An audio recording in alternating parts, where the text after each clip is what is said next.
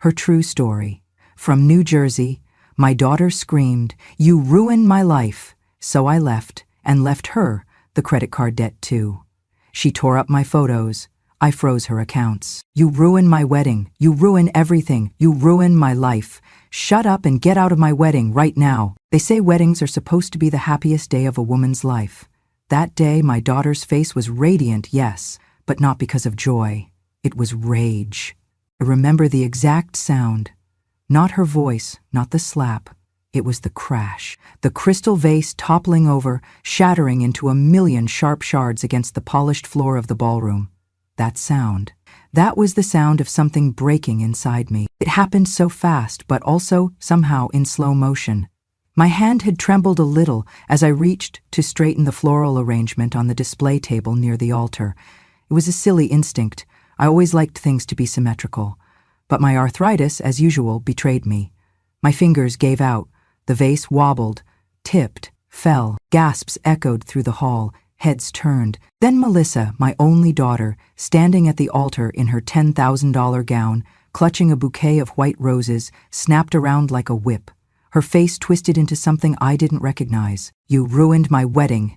You ruined everything." Her heels clicked like gunshots on marble as she stormed toward me. I opened my mouth to apologize, to explain, but before a word left my lips, I felt the first slap.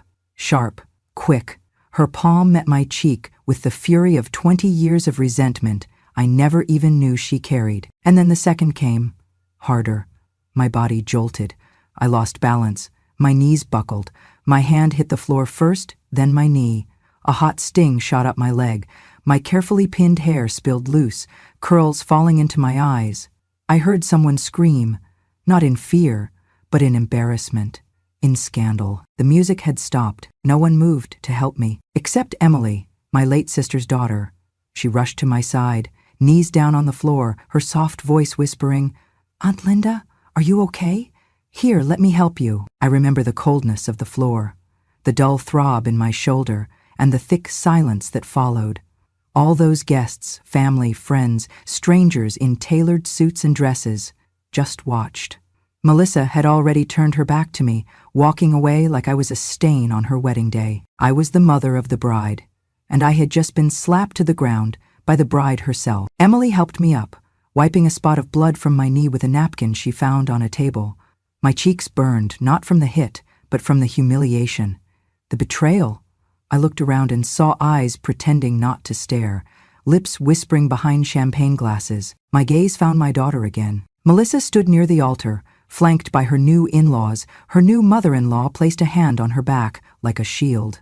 Melissa didn't look at me once. I steadied myself, fixed my hair with shaking fingers, and gathered my small clutch from the floor. My body ached, but my heart had gone numb. I think I'll go now," I whispered to Emily. She clutched my hand tightly. "Let me take you, please." I shook my head. "No, I'll call a cab." I walked past rows of stunned faces, past the string quartet who had no idea whether to start playing again, past the wedding planner holding a clipboard, eyes wide with discomfort.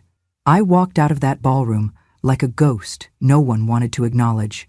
No one stopped me. No one called my name, not even my daughter. Outside, the cold hit me like a slap of its own. I stood on the sidewalk for a long moment, watching the sun set behind the marble columns of the reception hall. Then I reached for my phone. My fingers still trembled. My cab arrived 10 minutes later. The driver looked surprised to see a woman in a formal purple gown, hair askew, with blood trickling down her knee. "Miss, are you okay?" I smiled faintly. "Just drive, please." The ride home was quiet. I looked out the window, watching the city blur past. I thought about all the things I had done for Melissa, all the nights I stayed up while she had the flu as a child, all the piano recitals I attended with roses, all the times I said yes when she asked for just a little help with rent, tuition, car payments, clothes, groceries. And most recently, 6 months ago, I had cashed out a portion of my retirement savings to cover the down payment on the house she and her fiancé desperately wanted but couldn't afford. I did it because I loved her, because I believed I would always be her mother and she would always be my daughter. Tonight, she showed me just how wrong I had been. My phone buzzed once in my purse. A notification. A wedding photo already posted online. Melissa smiling with her new husband, surrounded by her bridesmaids. I wasn't in the photo. Of course I wasn't. By the time I got home to the small guest room she had given me in the basement of their house, I felt the first tear fall. Just one. Then another. I sat on the edge of the bed, hands folded in my lap, staring at nothing. On the floor beside the dresser was a small cardboard box. In it, tucked beneath a folded blanket, was the album I had made her when she graduated college. Photos from her childhood, birthday parties, her first tooth, her high school prom, her father before he passed. I had carried that album across 2 moves. I had wrapped it myself in bubble wrap. Tonight I picked it up and held it close. And I realized something. That vase wasn't the only thing that shattered today. My illusion of love, the one that told me that if I just kept giving, kept being quiet, kept being good, I'd always be valued. That illusion broke too. For the first time in my life, I didn't feel like a mother. I felt like a mistake, but deep inside me, something else stirred. It was not anger. It was not revenge. It was clarity. And clarity, I've learned, is louder than pain. Tomorrow, I would clean my wounds. And then I would begin again. But not the way Melissa expected. Not the way anyone expected. They thought I was a harmless woman with a kind heart and a quiet tongue. They were right. Until now, I did not sleep that night. I lay in bed, fully dressed, shoes still on, the pain in my knees throbbing with every small movement.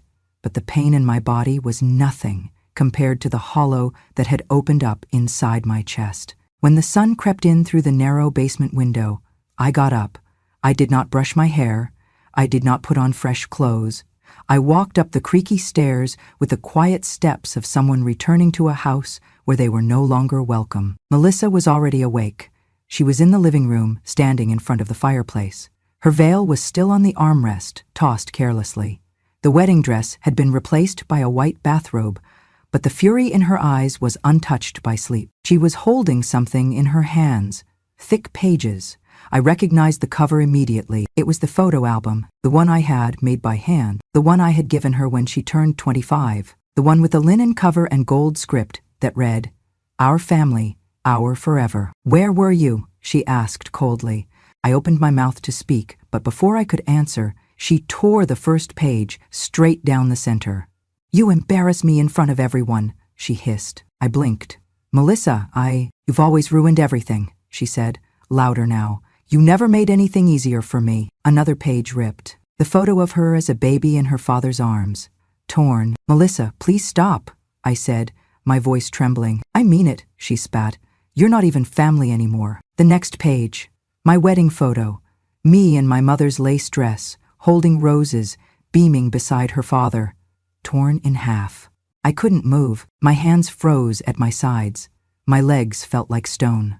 I just stood there, watching as my child, the same little girl who used to cry when I left for work, who used to draw hearts around our stick figure doodles, tore through our memories like trash. "You never did anything for me," she screamed. She flung the album into the kitchen trash can.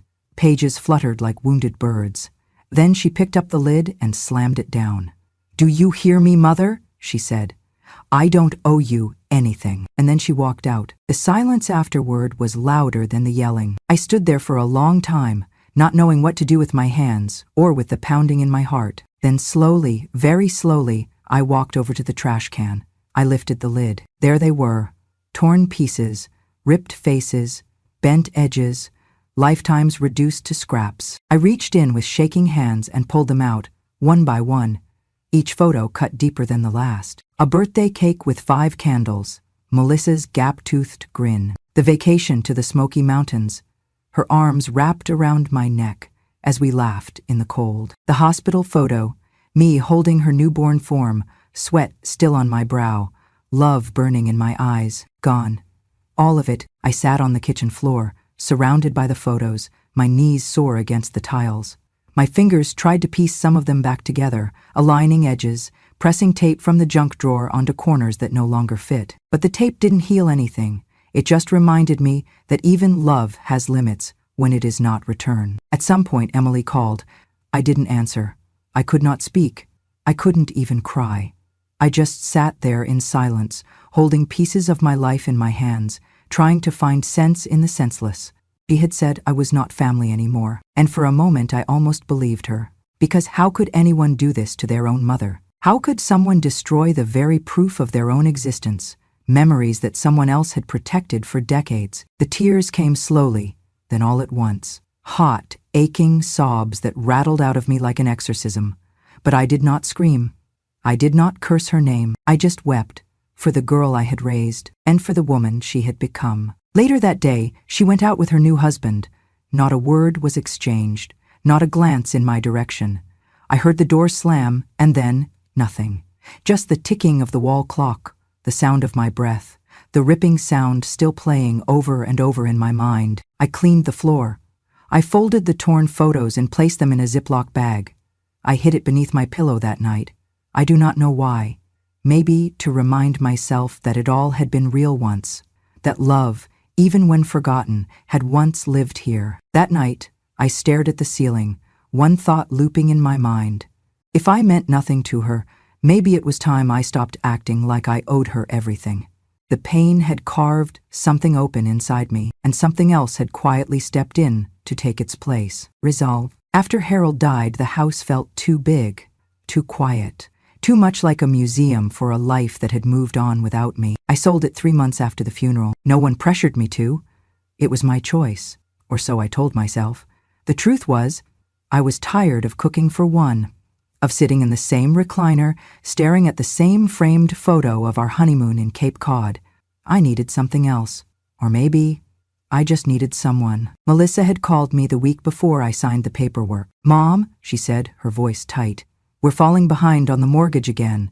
If we miss another payment, we might lose the house." I didn't even ask her how far behind they were. I didn't ask what they'd been doing with their money. I just asked for the amount. She hesitated, then told me, and I said, "Don't worry, I'll take care of it." That's how I ended up, draining half of my savings from the retirement account Harold and I had built over 40 years. The funds were meant for medical emergencies, for late-leave comforts, for me. Instead, I paid 6 months' worth of mortgage up front, directly to the bank, so Melissa and her husband could have peace of mind and not lose their roof. I did not tell them the exact amount. I did not even let them see the receipt. I didn't want praise. I didn't want recognition. I just wanted her to feel safe, wanted her to feel loved. I believed, naively, that doing something selfless would bring us closer. It did not. At first, things seemed fine. I moved out of the nursing home and into the small guest room in their house. The walls were lavender, and Melissa had even laid out a welcome basket. Lotions, some herbal teas, a new pair of slippers. She hugged me when I arrived, kissed my cheek. For a few weeks, we had late-night talks. She showed me fabric samples for her wedding. I told her she looked just like her grandmother in that ivory dress. We laughed. It felt, briefly, like I had a home again. But something shifted. The closer we got to the wedding date, the more distant Melissa became. At first it was in the small ways.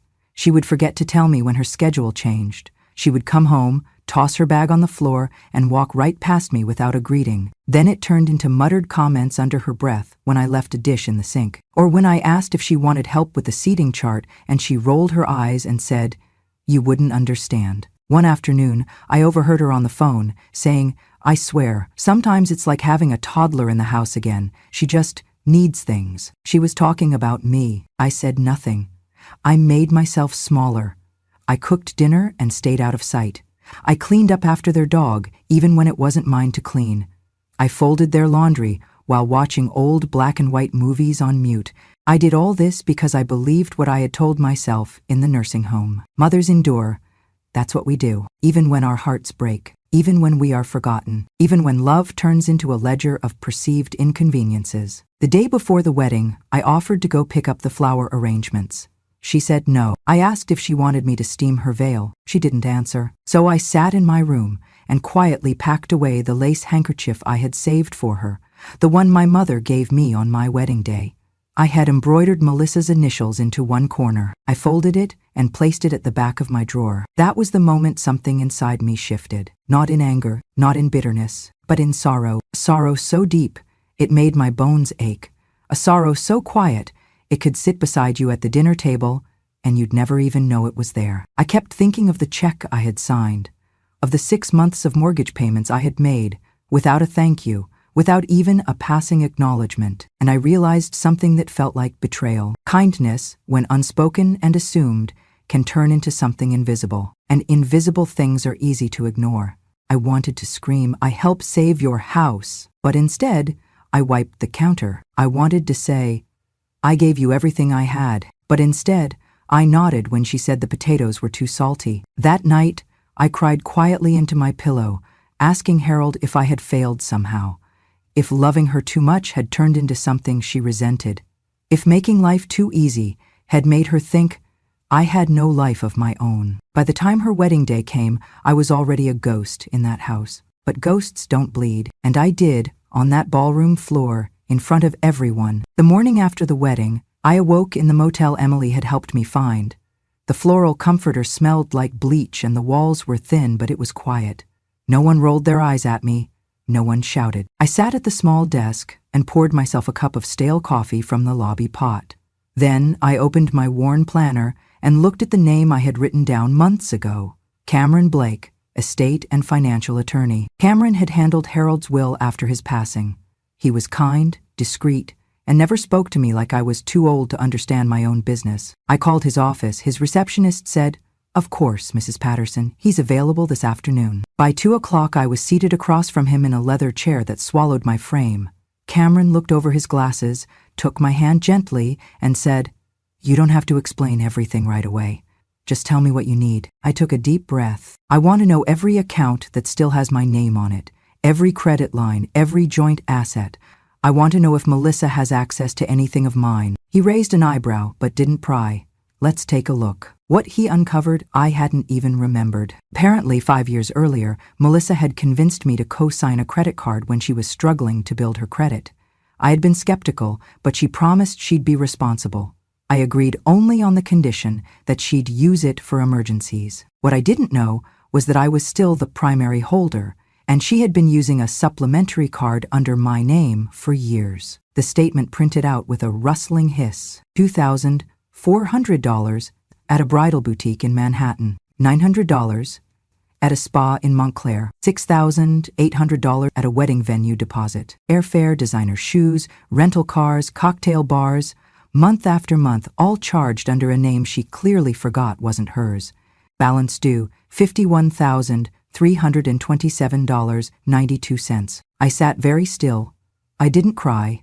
I didn't ask how she could do this. I already knew the answer. She did it because I let her. Because every time she took, I told myself that giving was my job. Because I thought that enabling was love. I looked at Cameron and asked, "Can we freeze it?" He nodded slowly. "We can freeze the credit line, cancel the supplementary card, and put a full fraud alert on the file, given she was using it without your knowledge of the extent." I smiled, the first real smile in days. "Then let's do it. Let her plan her own next shopping trip." He clicked a few things on his computer and began preparing the freeze request. As I signed my name at the bottom of the form, something inside me shifted. Not just relief, but reclamation. For the first time in a long time, I was taking my name back. "She'll find out eventually," Cameron said gently. "She might not take it well. I hope she doesn't," I replied, calm and unwavering. "Maybe then she'll finally feel something that isn't entitlement." He leaned back. "Would you like to make any changes to your estate plan while we're here?" "Soon," I said, one step at a time. On my way out, I passed a flower shop. I stood in front of the window for a long time, staring at a vase that looked almost identical to the one I had broken at the wedding. This one was deep blue, smooth around the edges, placed next to a note that read, "Fragile, handle with care." I thought about buying it, about putting it on my future kitchen table, wherever that might be, but I didn't. Instead, I walked away with a thought I had never let myself believe before. If she saw me as disposable, then she never deserved the part of me I gave. It was barely a week after I signed the papers with Cameron when my phone rang. Let it go to voicemail, then another. This time, Melissa's name flashed on the screen. Melissa, in all caps, just like the way she used to text me demands. I stared at it for a moment, then let it ring. 30 minutes later, it rang again. I picked up. "What did you do?" Her voice was shrill, panicked. I could hear the clatter of heels, the echo of an empty room, like she was pacing. Why are my cards not working? I just got a notification that the entire account is frozen. What the hell is going on? I said nothing at first, just listened. I went to the bank, she went on, breathing heavy. And they said, I'm responsible for $51,000. They said the credit line is no longer valid and I can't access anything. What did you do? I waited for the silence. It came, short and sharp. Then I said, you told me I ruined your life. What? She snapped. They'll let the bank fix it, I finished quietly. You can't just do this, she screamed. You can't just disappear and pull the plug on everything. I have bills, I have payments, I have a wedding loan still active. I heard her breath stutter, like she had just realized the whole financial web she'd spun was coming undone. The girl who once wore matching silk pajamas and boasted about living like a queen was now at the mercy of interest rates and payment deadlines. You had no right, she hissed. No right to freeze it. That was our agreement. There was no agreement, I interrupted. My voice was calm, even. There were only withdrawals. And I finally stopped authorizing them. You're my mother, and you're the one who said I was no longer family. Dead silence. I pictured her standing at the counter of that cold, sterile bank. Makeup smudged, confusion turning to rage, the financial floor cracking beneath her expensive heels. For once, I didn't feel guilt. I felt gravity. She had floated through life on invisible support, convinced she was walking on clouds. It was time she realized that cloud was me. You used my name, I said. You used my credit, you used my money, you used my memories and burned them in the trash. Now it's your turn to use something else, your own 2 feet. I ended the call. There were no follow-ups that day, but the next morning I got a voicemail. Her voice was small, not angry, just frightened. Mom, I didn't know it was like that. I didn't know how much I owed.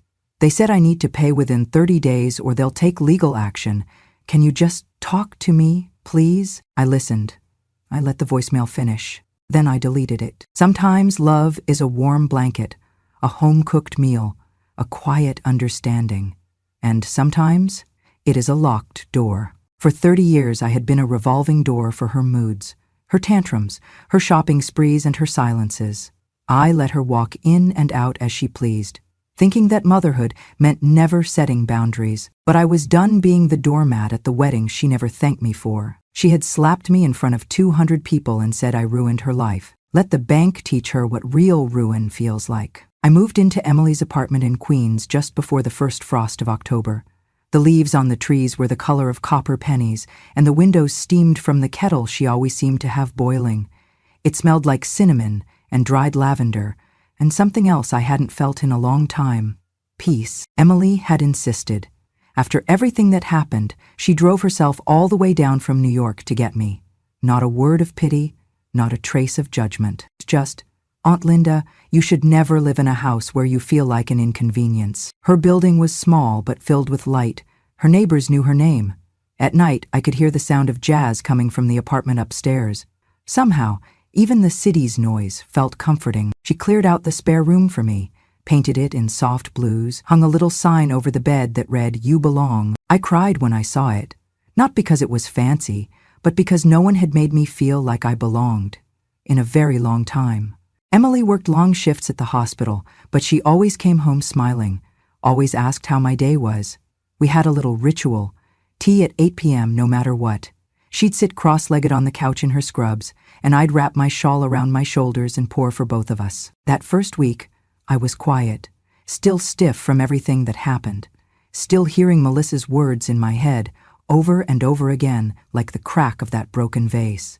But Emily, she made room for my silence. She let me be quiet without making me feel invisible. One evening, while we were having tea, she asked softly, "What was your favorite memory of being young?" I blinked. No one had asked me about me in years, not about my aches or errands or bills, but about who I used to be. I told her about a boy named Michael who used to pass me notes during algebra, about the time I skipped school and danced barefoot in the rain, about the turquoise dress I saved for 6 months to buy and only wore once, to a roller rink on my birthday. She laughed, wide-eyed. "Damn, Aunt Linda, you were wild." And just like that, I laughed too. really laughed. My whole chest shook. I had to put my teacup down because I was afraid I'd drop it. Emily laughed with me until we were both in tears. That was the moment it happened. The thawing. It was not dramatic, not cinematic, just tea and laughter and two women, one who'd lived too long in the shadows and one who kept the light on. Later that week, Emily helped me start a little herb garden on the fire escape. I planted basil, rosemary, and a stubborn lavender that refused to sprout. She teased me that I talked to the pots more than to her. I began knitting again, reading. I found myself waking up before the alarm, excited to stretch dough or brew coffee, just because it felt like living again. I wasn't in a mansion. I wasn't needed for mortgage payments or babysitting or emergency loans. I wasn't a placeholder or a prop in someone else's perfect life. I was Linda, and that was enough. The call came late on a Thursday night. I was in the kitchen, wiping down the counter after baking Emily's favorite lemon bars, when the phone rang. The name flashing on the screen stopped me cold. Melissa. I hadn't heard her voice in weeks, not since the bank notices had started piling up at her door, not since the credit card companies had begun circling like hawks. I hesitated, just for a second, then answered. "Mom?" Her voice was cracked, hoarse, like she'd been crying for hours. "Mom, I don't know what to do. They're saying I owe over $50,000. They froze everything. I can't even buy groceries. I didn't know the debt was in your name. You never told me." I stood still, my fingers curled around the edge of the counter. I could almost see her on the other end, mascara smudged, pacing the kitchen floor of a house I had helped pay for. "I need your help," she continued. "Please, just call the bank and explain. Just remove your name like before. You always fix things. Please, Mom. Please." There was a pause. "You're my mother. You have to help me." I leaned back against the kitchen wall, closed my eyes, and exhaled. "No, Melissa," I said softly. "I do not." She went quiet. Then a whimper, followed by rage. "What do you mean, no? You're just going to leave me in this mess? You can't do that. I'm your daughter." I felt a strange stillness inside me, not anger, not revenge, just calm. "I taught you love, Melissa," I said gently. "I gave you everything I could. But now," I opened the drawer and pulled out the last letter from the bank with her name printed next to mine. "Now, I'll let the bank teach you consequence." She started sobbing, loud, wet, desperate sobs that once would have broken me, but not anymore. "I'm sorry," she gasped. "I didn't mean what I said at the wedding. I was stressed, I was scared. You always know how to handle things. Please, Mom. Please forgive me." I closed my eyes again, let the silence settle between us like dust. "I do forgive you," I said, "but forgiveness doesn't mean I have to fix what you broke." More crying. A whispered, "Please." "I hope one day," I added quietly, "you look back and understand that this wasn't punishment. It was the only way I could teach you to stand on your own. Goodbye, Melissa." And I hung up. My hand didn't shake. My voice hadn't risen. There was no bitterness in my chest, just clarity. I set the phone down and turned back to my lemon bars. The scent of citrus still lingered in the air. Emily was due home any minute. She'd walk in, tired from her shift, ask me how my day was, and listen when I answered. She wouldn't yell. She wouldn't ask for money. She wouldn't tear up my photos. She'd just sit across from me, sip her tea, and talk to me like I mattered. For the first time in a long, long while, I wasn't someone's emergency fund, someone's scapegoat, or someone's silent support beam.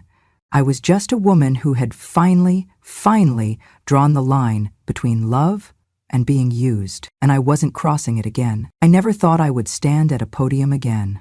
Not at this age, not with these knees, but there I was, one Friday afternoon in the basement of the Ridgewood Public Library, surrounded by folding chairs and the hum of a too-old air conditioner. The room was filled mostly with women.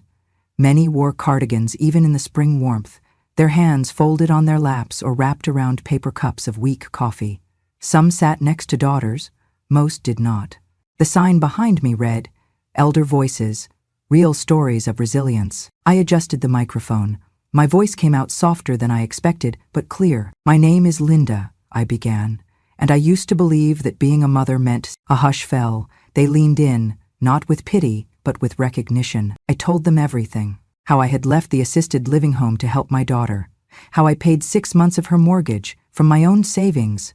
how I lived in her house, cooked her meals, folded her laundry, and how on the most expensive day of her life, dressed in white lace and diamonds, she slapped me to the ground and told me I ruined everything. I watched as women dabbed at their eyes with tissues. One woman let her coffee go cold in her lap. Another reached for the hand of the lady beside her.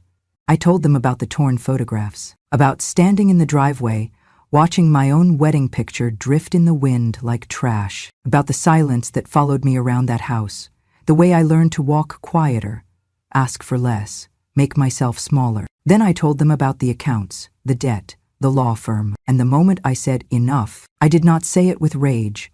I did not say it with revenge. I said it with a quiet that echoed more loudly than any scream I could have mustered. I froze her credit cards, I said simply. I stopped shielding her from herself, and I left. There was a beat of silence. Then, as if on cue, someone in the back whispered, "Good."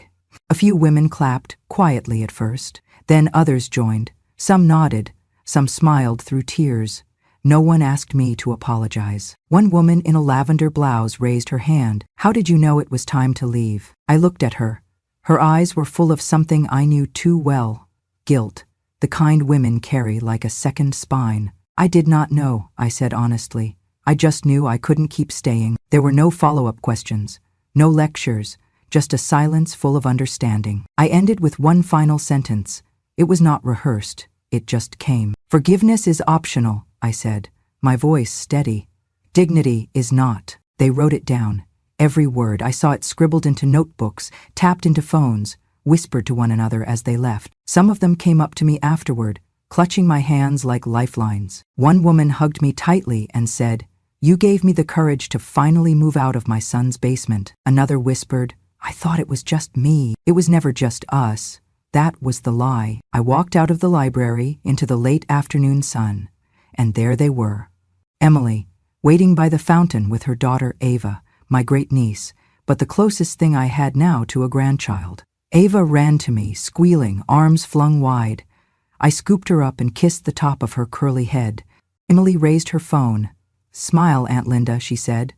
And I did. Not the polite smile, not the brave smile I used to wear like armor. This one came from somewhere deeper, somewhere I had thought long buried beneath guilt and silence and broken glass. We stood together, 3 generations, the library behind us and the whole rest of the evening ahead. As the camera clicked, I thought about the photos that had been torn apart, burned, erased, and I thought, they burned my photos, but they never burned my worth. I am not a bank account. I am not a burden. I am not a ghost in someone else's house. I am Linda, and I am finally home. She was slapped in public, humiliated at her own daughter's wedding. Her photos were torn, her worth denied, and her silence mistaken for weakness. But Linda didn't scream. She didn't beg. She chose dignity. And in the end, when her daughter cried for help, Linda gave her the only answer left. "I taught you love.